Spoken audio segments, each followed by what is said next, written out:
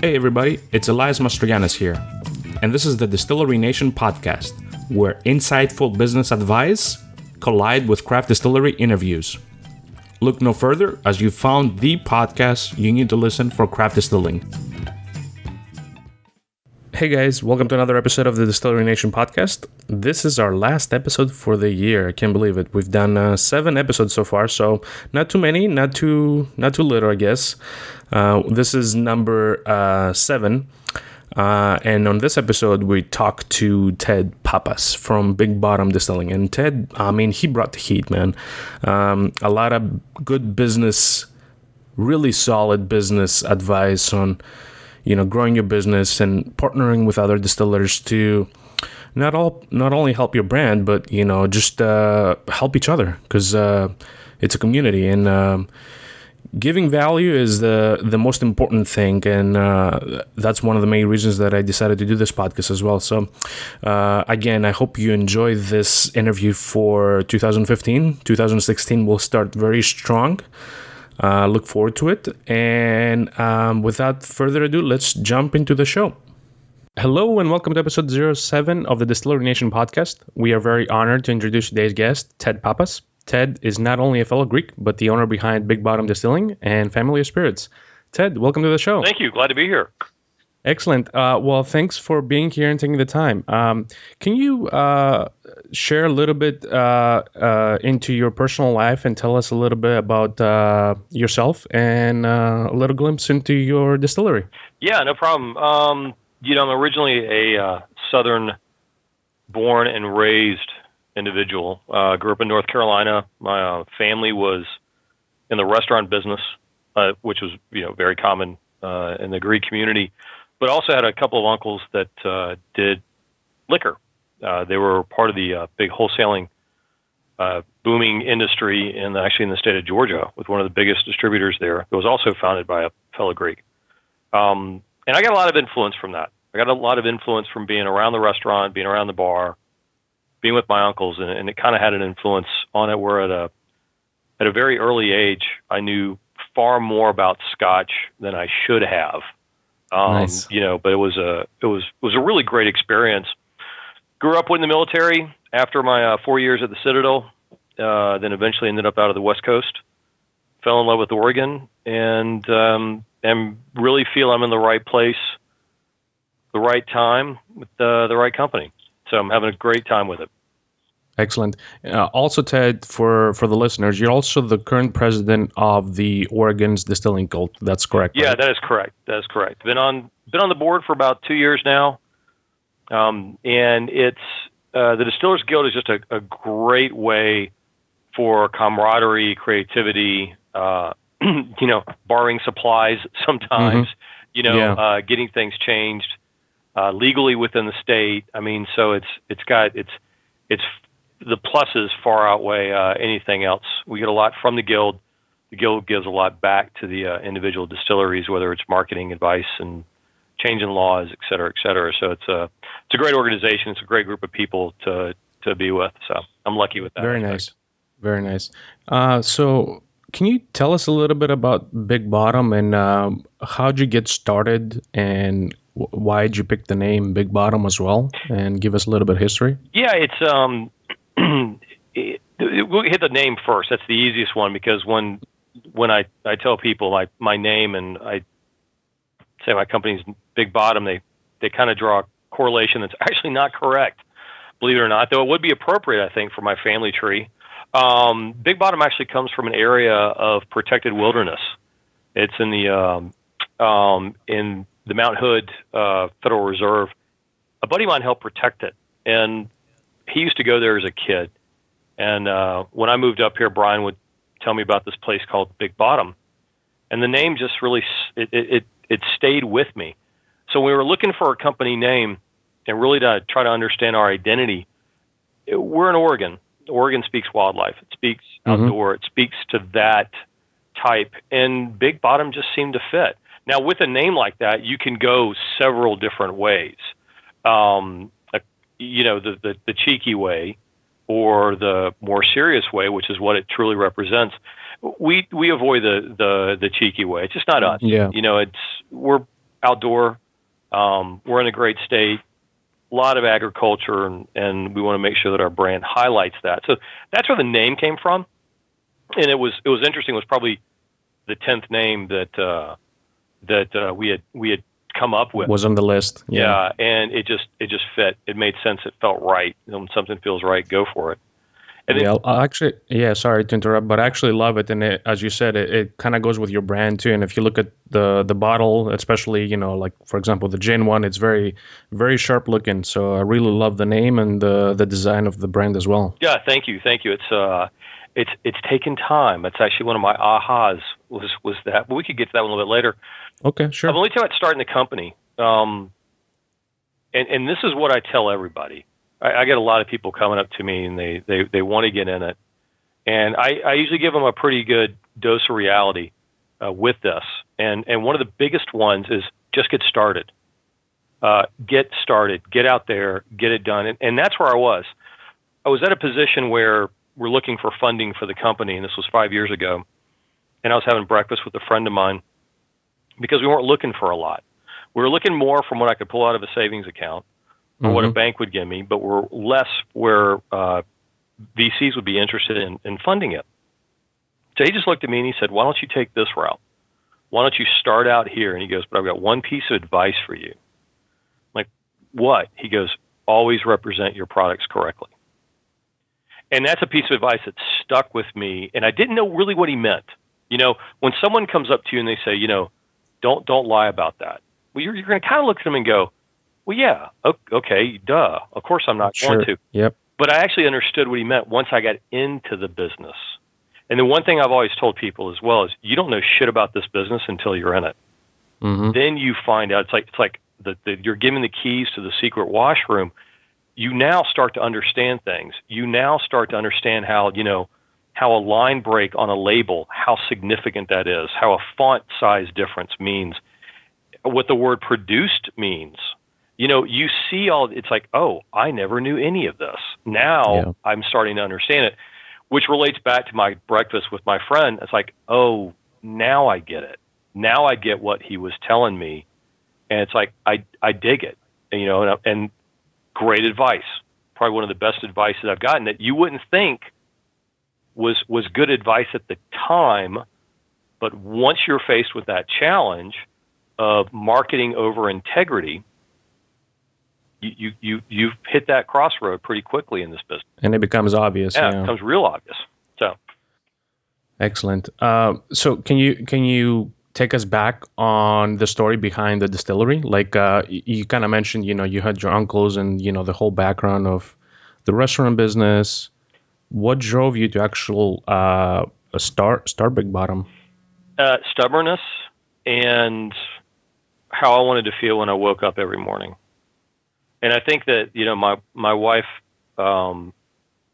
might put a lot of it towards midlife. I put it more towards being able to express myself, and I think that that's been one of the biggest benefits of the company is our ability to express ourselves.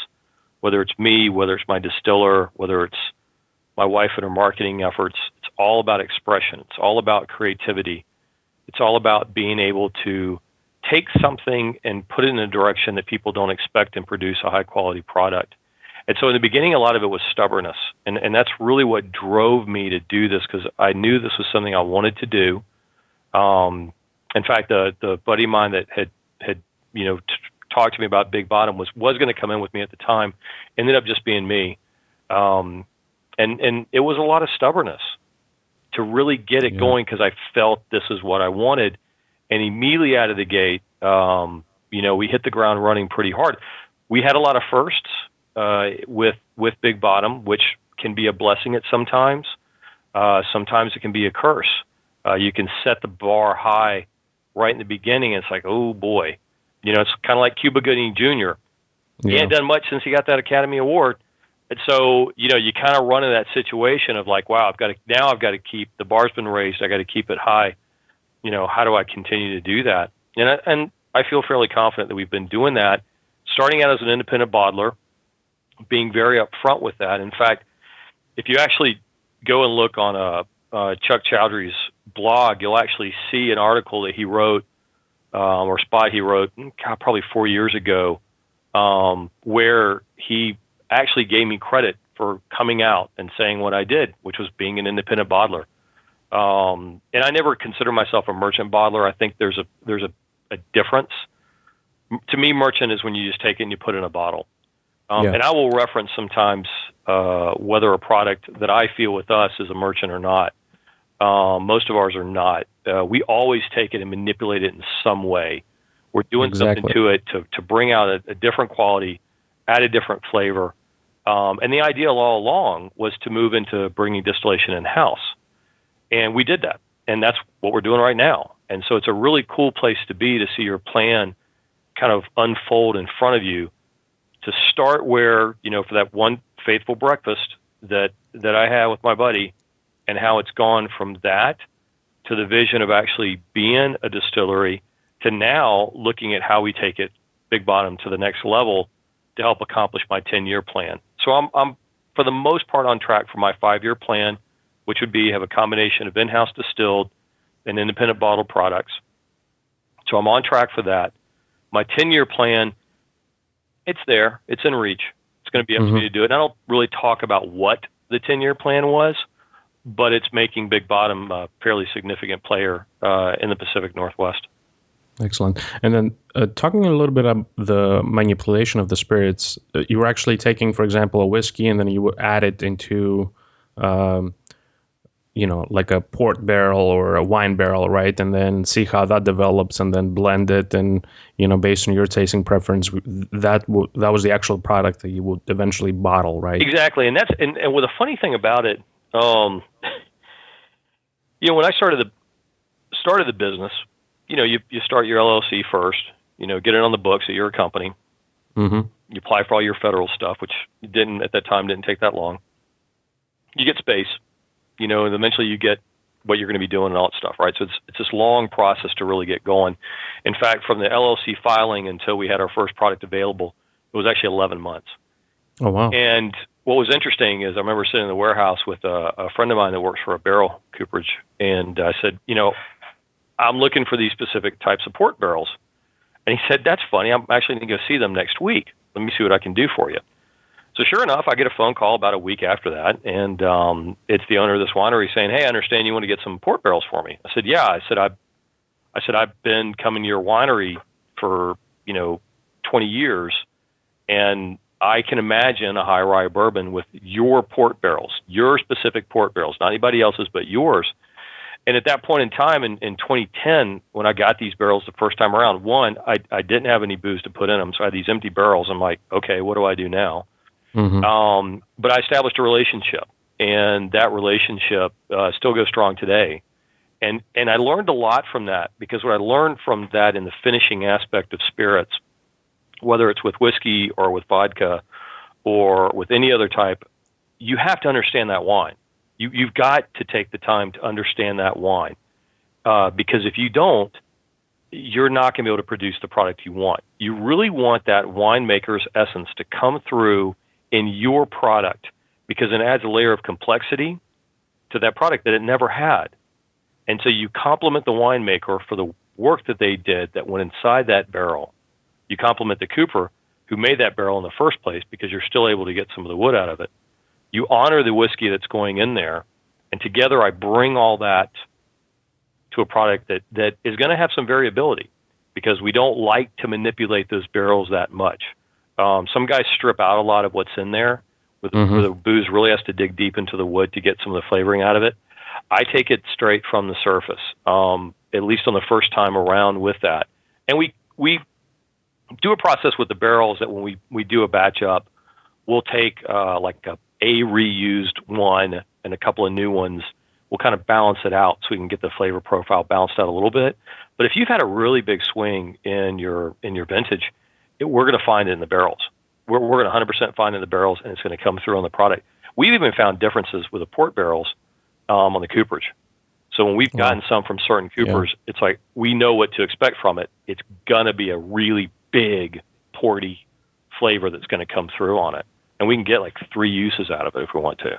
So, and you learn. I mean, you learn you learn along the way with doing that. And even the simple process of putting together, when you're taking a product from barrel into bottle, there are steps that you're taking during that time period to really understand that whiskey, because we can put two barrels side by side, we can pop them, and they come from the same run, from the same distillery, done barreled on the same date, and we're going to get two completely different flavors. Excellent. And that's what you got to understand about it. It's not just putting stuff in a bottle. Yeah. Out of curiosity, how long is the average stay in like a port barrel for a whiskey? Well, in the finishing product world, we have gone anywhere from 6 to 13 months. Okay. And the longer you go, the more alcohol you want in it. So if we were to take a 13-month product and proof it down to 91, so 20 points or so, it's not going to, the balance is going to be off. It's going to come across too porty. But at 110, 115 proof at 13 months finishing, it's sex in a bottle. It's excellent, phenomenal. Yeah. So it really just depends. It also depends on the type as well. That's good advice. Actually, make sure your spirit goes in at a high proof to make sure that kind of keeps the flavor when you water it down, essentially prior to bottling. Yep. Okay. Can you talk a little bit at your worst distillery moment, either, right before you start up or, during kind of like those first 11 months to getting up and running? So I got one that's humorous, and then one that's the one that's I take it a little bit more seriously. Sure. The humorous one was be careful with dieting and distilling.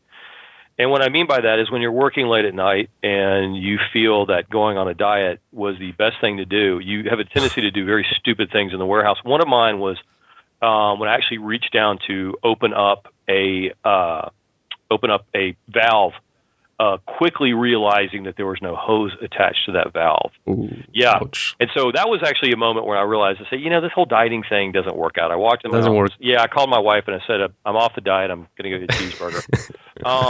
But the serious one was kind of something I alluded to earlier, and it was about branding. We had, I'd originally come up with the original design, the screen print for the bottle. Very clean. It made a lot of sense at the time.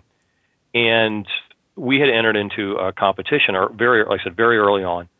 And we got some notes back. And part of the notes reflected, your packaging really doesn't reflect who you are, what you're about, what Big Bottom is about, the fact Oregon and all of that. And I kind of blew it off a little bit. And I shouldn't have. My ego was getting in the way a little bit. So I kind of blew it off a little bit. And then one day my daughter and I, and the time she was 5, like every good Greek dad would be doing, I'm taking my 5-year-old to the liquor store. And she's sure enough standing in front of all the bottles, and I can't find my own product. And it took her to point it out. At that point in time, I did realize I had a problem. And I've talked about this one example before, but it's one that I cannot stress enough to distilleries starting out when it comes to packaging. That's your product on the shelf. That thing is, you are not there. You are there maybe a millisecond of that bottle's life. And you've got to make sure that it represents itself appropriately on the shelf. And here I am with my 5-year-old, and I can't even find my own product. Yeah. Immediately a rebranding effort. That was a huge one. Immediately rebranding, relabeling. It was like a do not pass go. Mm-hmm. We've got to stop and invest in this. So you mentioned that you did the original packaging. Did you?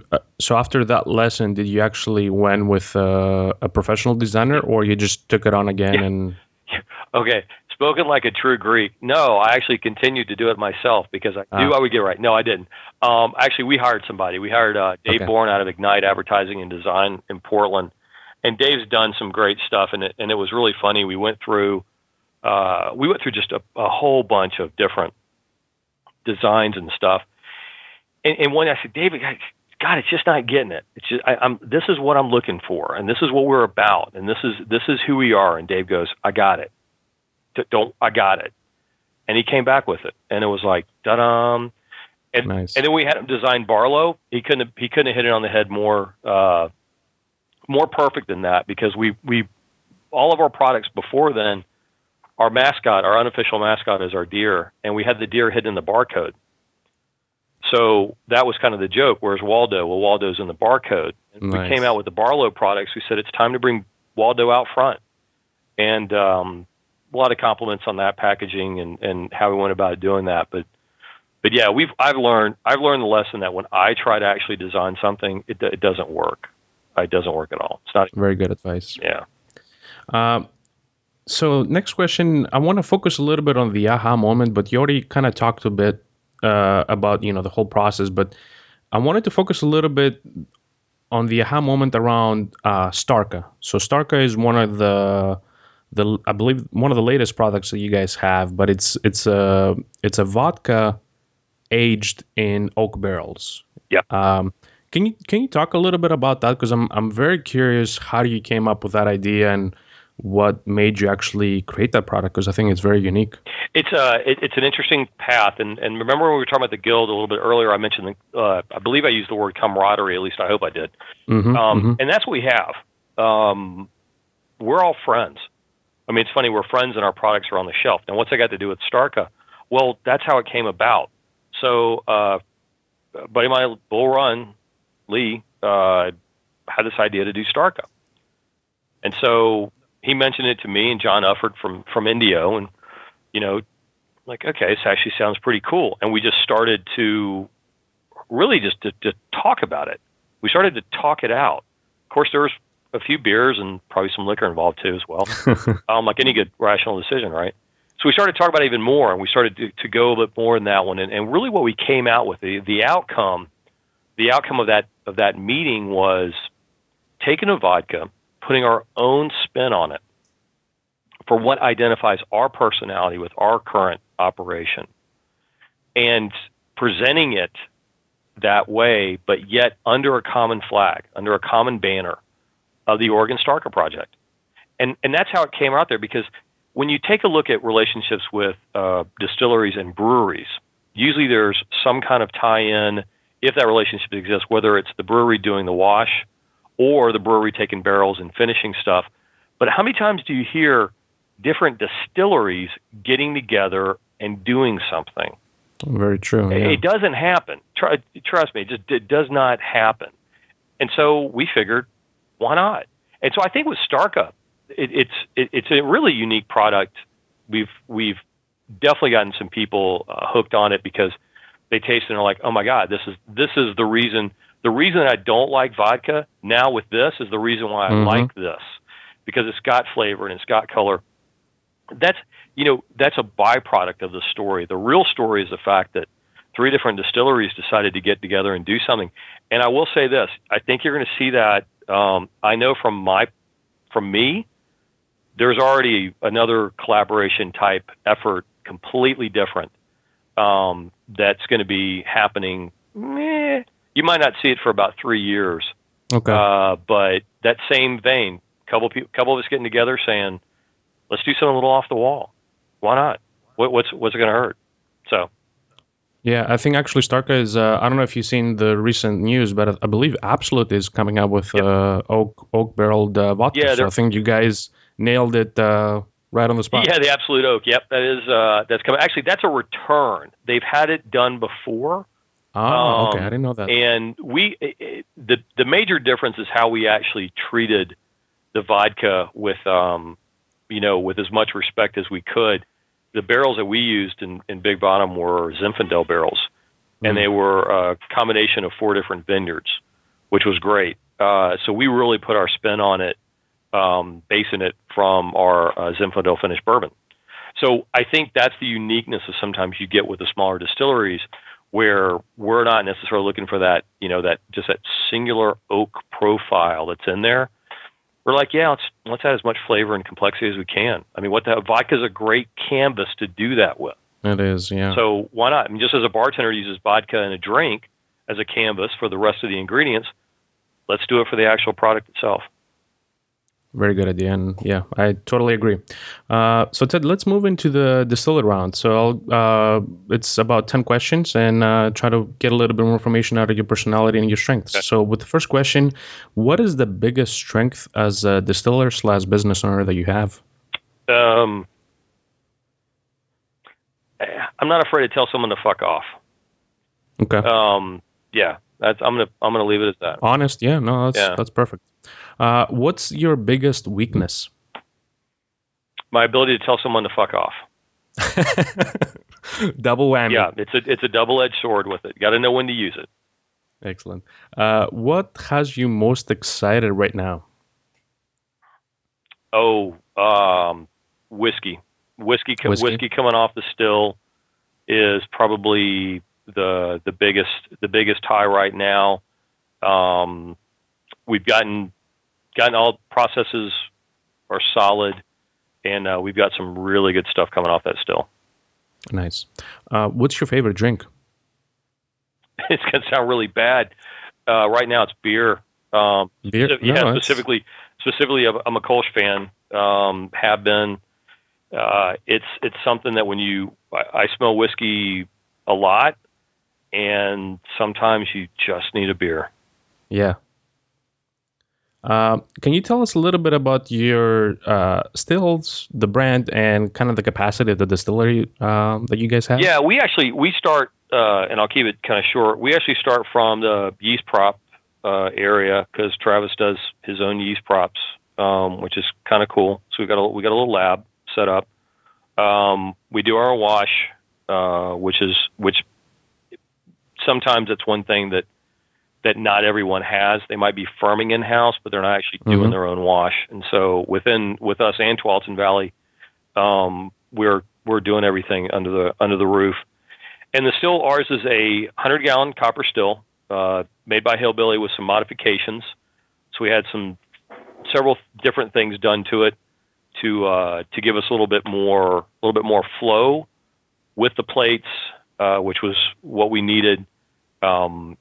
We do have the option with our still, which is what's really kind of nice for a 100-gallon setup. We can run straight column, 3-plate, 6-plate, 2-plate, 4-plate, 2-plate, 4-plate, 6-plate, straight pipe, and we have an option for 2 different 2-plates. So we're actually able to get a lot of versatility out of it, depending on what we're doing and what the objective is. Sometimes we'll run stuff a little dirty to see what kind of flavors are coming through. Sometimes we run it through a little bit cleaner. So it really just depends on how we do it. So we'll switch it up. We're distilling rum. We're going to strip it first, then go back for a finishing run. So it really just depends on what we're doing that day and how things are going. Yeah, if it's a gin or a whiskey or a little bit different. Yep, always different. What was holding you back from becoming a distiller? Which is probably the number one reason for anyone doing it, and that's money. When you go shopping for money, it's a tough one. You see banners out in front of banks, 95% SBA, approval rating. Well, yeah, because 50% of the people on top of that, you discourage from even applying for it. And so that's a big thing that's out there and getting started. With a recent conversation with someone who wants to get into distilling, she came by and talked to me, and this actually answers another one of your questions in a minute. But she came by and talked to me about it and all this stuff. And I said, I'm going to give you 2 pieces of advice. One of them is you need to start listening to one asshole, and one asshole only. I said, because if you listen to everybody, you're never going to get in this business. So listen to one asshole, pick that asshole you want to listen to, and that's it. And I said, second, you're going to come up with every excuse on not to do this because they're very easy, money being the first one. She was going away for vacation. I said, I'm going to give you a challenge. I could get a distillery up and running in about 6 months.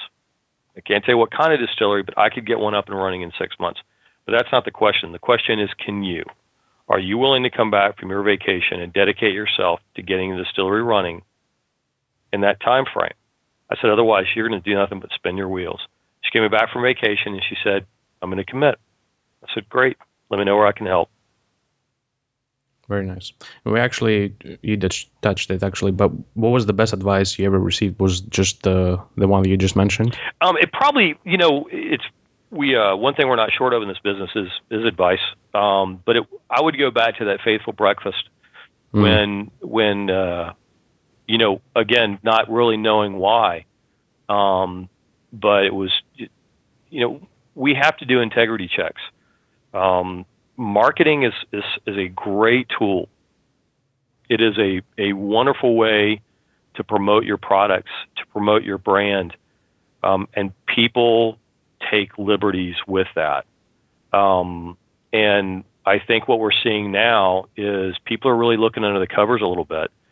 They can look under mine; they're not going to find anything, because we've always been the way we are. But sometimes, in today's environment of information being able at your fingertips, it does sometimes require you to read a bottle. So, that's why I'm always the guy that's, grabbing a bottle of somebody's product at a bar and reading it, because I really want to find out what people are saying. And I think that there's by far a whole lot more. Majority of us actually have a high level of integrity with how we do our packaging and how we do our marketing. And a lot of the publicity that's out there today is really on the few. It's not on the many. Very nice. Can you share one personal habit that contributes to your success? Yeah, I saw this one. This was kind of a trickier question, but it's something that I preach in the warehouse. It's focus. We have a tenant, and what's funny is my wife knows that this is something that I try to instill with the company, and she's one of the first ones to remind me of it when I'm not exhibiting that habit. And the focus is important because you can go in so many different creative directions. She'll pull me back. Hey, focus. You need to focus a little bit. What are you trying to get done? Tell me what you're trying to do to see if it makes sense. And I think that's probably the biggest one is because you're creating. You're trying to come up with new things, and sometimes I actually just staying focused on what's at hand is your best option to do. Yeah, very nice, and I love that actually. Can you share one internet resource like Evernote that you can share with our listeners, and that's something that you can use at the distillery or for marketing reasons? Well, it's kind of funny. This is where the difference of Jason and I come in from. Jason from Tualatin Valley, and I think it really is. It's a generational thing. And so I looked at that and I was like, I got an option here. I can either be hip with the kids and go find something and just give you some random something on there. I said, but I'm actually going to look at what I really do use. And one of the things that I actually use is a company called Whiskey Systems. And nice. Whiskey Systems is an online, it's a distillery software. And we've been using it now since April of this year. And it's great. It does all the management of all of our product from raw material to finished products, and we couldn't be happier. And I think that's one of the things that when you're looking to put together, which is the advice I give people now, when you're looking to put together your distillery, you can be creative and go about to it and do all these different things for tracking and all this. Just invest in a software, and Whiskey Systems is probably one of the best ones out there that I've seen just from ease of use. So we've gone that route. With the marketing stuff, my wife probably has a list of things that she uses, but yeah. No, that's excellent resource. We'll actually link that. And they actually do your TDB records every month and so forth. So I've seen them, and they seem to be really, really nice. Yeah, Don Schneider's got a great company. He put that thing together, and he's a smart guy, and he listens, which is great. So, we give him feedback, and we'll see changes coming through in the release, and it's like, oh, damn, look, he actually listened to us. Right on. Very, very nice. Can you, what would be a book that you can recommend to Distillery Nation, and why? There's actually two of them. Okay. One of them is Citizen Soldier from Stephen Ambrose, because we sometimes need to be reminded that we got it lucky. In a world of people potentially feeling entitled, they need to understand that wasn't always the case. And it's a nice humbling experience and the reason why I bring that up is because in this business, unless you've got a $20 million bank account, you're going to get humbled, because you're going to get outspent in marketing, and you're going to get outspent in promotion. So understanding what a humility is required to do this business sometimes will come into play and really help you when you're growing your business. So I always recommend Citizen Soldier by Stephen Ambrose. The second one is the Leadership Challenge. That one, which I guarantee you, any of the people that work with me in the distillery right now are going, what? What the hell did he just say? And believe it or not, it's one of the books that I read right around the same time when I was getting the business started. And a lot of the reason behind it is because I wanted to find out what leaders were doing and what they weren't doing. And the good thing about this book is it's not necessarily a how-to, but it gives you enough information to really understand certain things. Like, for example, failing, making a bad decision. People can get crippled by that. People can get just devastated and think that it's done, I'm over with. Until you learn about other people's experiences with that and how they've led their companies out of decisions that have been made that were either good or bad, or what staff has done either good or bad, and how you turn it and make it into a positive, and you continue to lead them through that. That's something that when you get into distilling, you don't think about it up front, but you are the leader of your company. You're defining the direction of where it's going. You are always keeping an eye on the future. And you get the best people in your shop to handle all the activities that need to get done. And that's what I've got. And I feel really fortunate to have a great team on the marketing side and on the production side. And we're in a really good spot. Yeah, I really like that. And there's with this business, there's going to be a lot of failures. So being able to circum them and move away and onto the next thing is really important too. So Ted, before we close, can you tell us one last piece of parting guidance and the best way to connect with you and the distillery? So, parting guidance. If you're thinking about doing this business, stop talking, grab your balls, and go do it. Nice. My goal in life with this thing is, if every distillery could incubate one additional distillery, we would double in size in this country. And that would definitely show that we're an industry that is not dominated by the big boys anymore, that we're serious players in this space, and we need to be treated as such. But that's I firmly believe that we're there to help others get started. So if you want to do it, grab them, get it done, and stop making up excuses not to do it. For me, the best way always to reach me is either through our website, Facebook page, dropping by the distillery and seeing if I'm there. Tasting room's open on Saturday if you're ever in the greater Portland area. We're outside of Portland in Hillsboro. Excellent.